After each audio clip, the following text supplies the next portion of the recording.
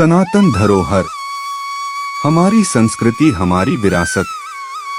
नमस्कार, आप सभी का हमारे चैनल सनातन धरोहर में स्वागत है, जहां सनातन धर्म की पौराणिक कथाएं, संतों के विचार और भी बहुत सारा ज्ञान संग्रहित किया गया है। अगर आप इस चैनल पे नए हैं तो चैनल को सब्सक्राइब करें और वीडियो को लाइक और शेयर करें। जय श्री कृष्णा दोस्तों, जैसा कि आपने वीडियो के थंबनेल में देख ही लिया होगा कि आज वीडियो में क्या होगा। श्री हरि और परमेश्वर भगवान शिव की इस सृष्टि में अनंत ज्ञान समाया हुआ है, परंतु कुछ ज्ञान हमें सहज ही मिल जाता है और कुछ ज्ञान मनुष्य के अनुभव और प्रारब्ध के कारण मिलता है और दिव्य ज्ञान प्रभु की इच्छा से ही मिल पाता है। तो चलिए एक ज्ञानवर्धक कथा सुनिए, जिससे आपको पता चलेगा कि श्री राधा कृष्ण के युगल स्वरूप की कृपा कैसे प्राप्त की जा सकती है। शास्त्रों में वैसे तो परमात्मा की प्राप्ति के लिए अनेक मार्ग बताए गए हैं, किंतु युगल स्वरूप श्री राधा कृष्ण की कृपा प्राप्ति के लिए सबसे उत्तम मार्ग है गोपी भाव से उनकी आराधना करना। गोपी भाव किसे कहते हैं और इस मार्ग पर चलने के लिए मनुष्य को अपने जीवन में किन नियमों का पालन करना चाहिए। एक बार भगवान शंकर ने परमात्मा श्री कृष्ण से पूछा, हे नाथ, आपके युगल स्वरूप की प्राप्ति अर्थात साक्षात्कार किस उपाय से हो सकती है, कृपा करके बतलाइए। भगवान श्री कृष्ण ने शंकर जी से कहा, राधा मेरी परम आत्मा, जीवन प्राण नित्य आधार। राधा से मैं प्रेम प्राप्त करता निज जन में विस्तार। मैं राधा हूँ, राधा में है, राधा माधव नित्य अभिन्न। एक सदा ही बने सरस दो, करते लीला ललित विभिन्न। मैं और राधा दोनों ही एक हैं, अर्थात परम आत्मा जो समस्त जीवों में बसने वाले प्राणों का मुख्य है। मैं राधा से ही प्रेम प्राप्त करके संपूर्ण जगत में बांट देता हूँ। मैं ही राधा हूँ और राधा ही मैं हूँ, हम दोनों में दूसरा कोई है ही नहीं, इसीलिए हम अभिन्न हैं। परंतु जन साधारण के लिए हम दो रूप में दिखाई देते हैं और अपनी अपनी लीला करते हैं। हम दोनों अर्थात श्री कृष्ण और श्री राधा के शरणागत होकर जो गोपी भाव से हमारी उपासना करते हैं, उन्हीं को हमारी प्राप्ति होती है, अन्य किसी को नहीं। गोपी भाव की प्राप्ति के लिए श्री राधा की उपासना करनी चाहिए और यदि साधक मुझे वश में करना चाहते हैं तो मेरी प्रिया श्री राधा की शरण ग्रहण करे। गोपी भाव किसे कहते हैं? गोपी भाव का अर्थ जानने से पहले यह जानना जरूरी है कि गोपी कहते किसे हैं। गोपी उसे कहते हैं जो अपनी समस्त इंद्रियों के द्वारा केवल भक्ति रस का ही पान करे। भगवान को निर्गुण से सगुण, निराकार से साकार, भोक्ता से भोग्य बनाकर ब्रजभूमि में लाने वाली गोपियां ही हैं। अपने सुख के लिए मनुष्य बहुत कुछ त्याग करता है, परंतु श्री कृष्ण सुख के लिए सब कुछ त्याग करना, यही गोपियों की विशेषता थी और यही गोपी भाव है। बंदो गोपी भाव जो नित प्रियतम सुख हेतु, बढ़त पल ही पल भंग करी सब मर्यादा से तू। गोपियों की प्रत्येक इंद्रियां, बुद्धि, उसका मन, प्राण, चित्त, अहंकार और उसकी सारी इंद्रियां प्रियतम श्याम सुंदर के सुख के साधन हैं।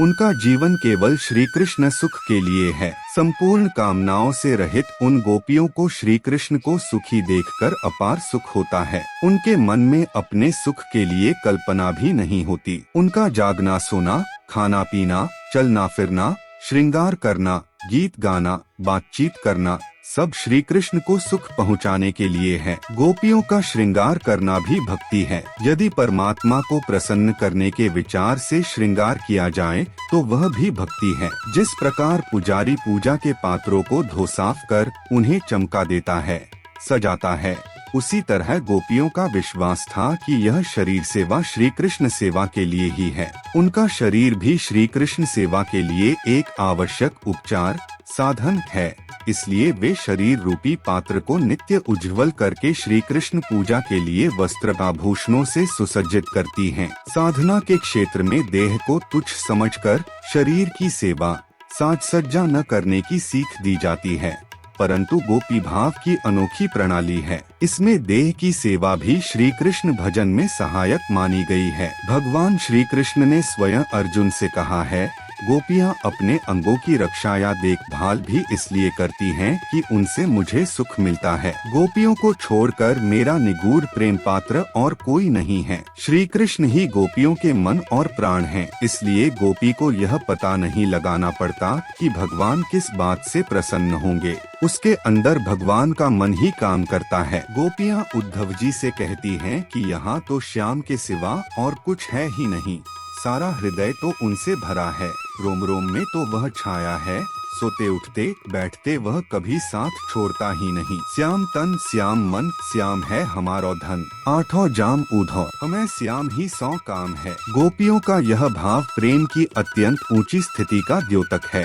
यह गोपी भाव या गोपी प्रेम सर्वस्व त्याग की भावना पर ही प्रतिष्ठित होता है। गोपी प्रेम विलक्षण है, इसमें भोग है पर अंग संयोग नहीं, श्रृंगार है पर राग नहीं, जगत है पर माया नहीं। गोपी भाव की प्राप्ति का उपाय गोपी प्रेम बड़ा ही पवित्र है।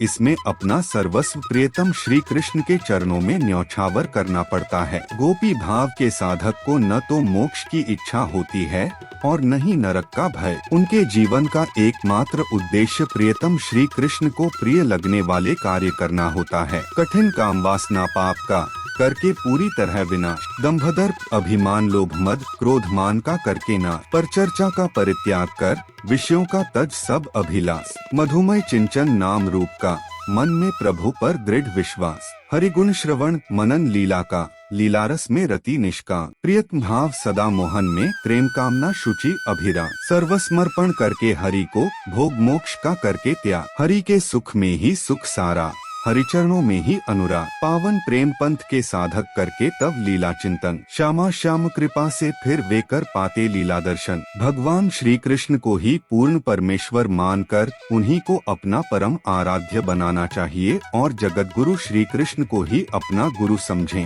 भगवान श्री कृष्ण में प्रियतम भाव रखें, भगवान के प्रति सर्वस्व समर्पण हो, अपने सुख की इच्छा का पूर्ण त्याग करें। भगवान के सुख के लिए ही जीवन के सारे कार्य व्यवहार हो, भोगों में आसक्ति का त्याग करें, जीवन सादा व त्यागमय हो, काम क्रोध लोभ से रहित होकर अभिमान शून्यता को अपने जीवन में लाएं। भगवान के सामने अपने को दीनों में भी सबसे दीन, तिनके से भी छोटा तुच्छ माने, सबका सम्मान करना पर स्वयं कभी मान न चाहना और न स्वीकार करना। प्रतिदिन नियत संख्या में हरे कृष्ण कृष्ण कृष्ण हरे हरे, हरे राम राम राम हरे हरे इस महामंत्र का सुविधानुसार जप करना। अपने को श्री राधा की दासी मानकर आठों पहर श्री राधा माधव की सेवा में अपने को खो देना। अपनी साधना और उससे मिलने वाले दिव्य अनुभवों को गुप्त रखें। अपमान को अमृत मानकर उसका सदैव आदर करें। चित्त से क्षण भर के लिए भी भगवान न हटें। प्रत्येक परिस्थिति में भगवान की कृपा का दर्शन करते हुए आनंद मग्न रहना।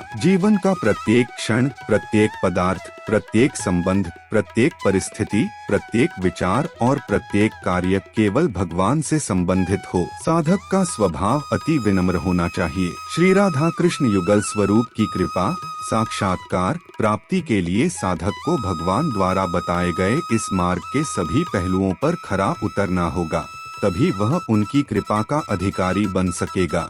आपको यह वीडियो कैसा लगा हमें कमेंट करके जरूर बताएं।